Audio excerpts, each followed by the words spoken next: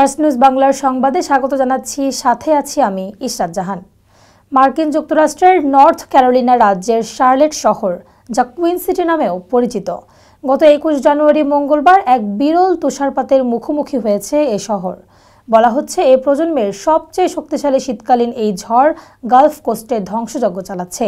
শীতকালে এমন ঝড়ের সাথে এই অঞ্চলের মানুষ একেবারেই পরিচিত নয়। বিস্তারিত দেখুন প্রতিবেদনে।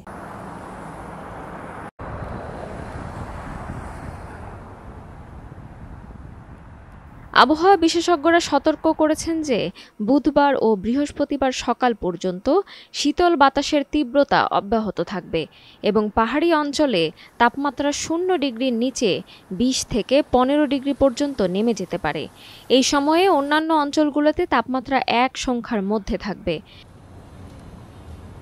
শহর কর্মকর্তারা জানান, যদিও এটি বড় ধরনের তুষার ঝড় নয়, জমি ও রাস্তায় তাপমাত্রা হিমাঙ্কের নিচে থাকায় তুষার দ্রুতই জমে যাবে, যার ফলে রাতারাতি এবং বুধবার সকালে চালকদের জন্য বিপজ্জনক সড়ক পরিস্থিতি তৈরি হতে পারে।